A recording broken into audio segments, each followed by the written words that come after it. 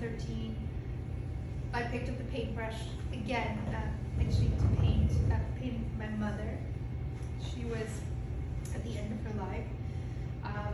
Really, I could feel she was transitioning in the last year. She had Alzheimer's for a long time.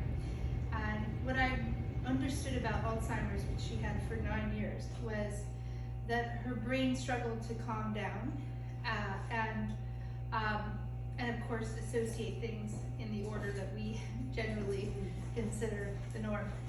And so I started painting a painting called Seeking Heaven while I was at the Arts League in New York. And I asked the Alzheimer's facility, could we put this painting in her room so that she had something to stare at that gave her peace. And I'm sure part of it was, for me, because it was something that I wanted to give her as well. And I shared that story on Facebook, and I received lots and lots of private messages, lots and lots of comments saying, I need a painting like this, I need help calming down. And I was based in New York, and so of course it was filled with that freneticism that New York offers. And so the next thing that happened was there was a wonderful Swedish gentleman who approached me and said, I'm doing a TED Talk, and someone said to do paintings that help people calm down, and I saw your work. We'd like you to give a TED Talk on deceleration and your story, because I was an international journalist covering a lot of chaos and then choosing to move into this peaceful, soul-enriching, happy place. So from there, I just believed I was doing the right thing, and I've been painting for the last 10 years, focusing on radical beauty, the essence of the spirit, happiness. In the beginning, I used to take certain memories and films that really touched me and tried to capture them on the canvas. So I watched the Gladiator, and I saw him go from his most challenging moment fighting as a slave into the Elysian fields because the pain became too unbearable in the fight.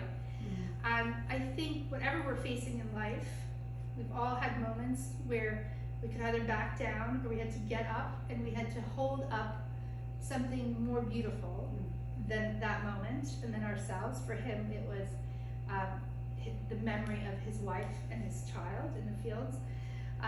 And that became kind of the first moment of how I channeled into what idyllic memory is and what it means to all of us. So a lot of the paintings in this room are moments in time, and memory, is blurry. And so abstract expressionism is the perfect tool to approach idyllic memory for me. And it also, invites everyone to interpret it as they wish. So I'm not forcing an image on you. I'm inviting you into a really heavenly experience I've had. So the painting we're looking at, that I'm looking at right now, was the most,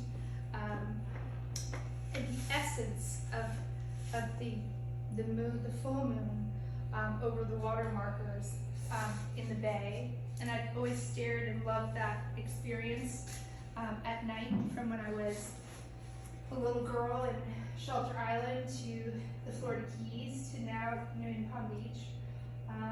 And on that journey of finding essence and beauty, I can start in a complicated place. So the first painting I did in the series was this giant behind me, which these are sort of neighbors to each other, but you can see where my mind first approached this. And then when I said to myself, what is its essence? Like, what is its true essence? What is the essence of hope in the night? And the essence over many paintings became this. And you can actually see how brightly hope shines through these lines. Here it's beautiful, it's a bit chaotic. And here it looks like I've done TM for like 40 years.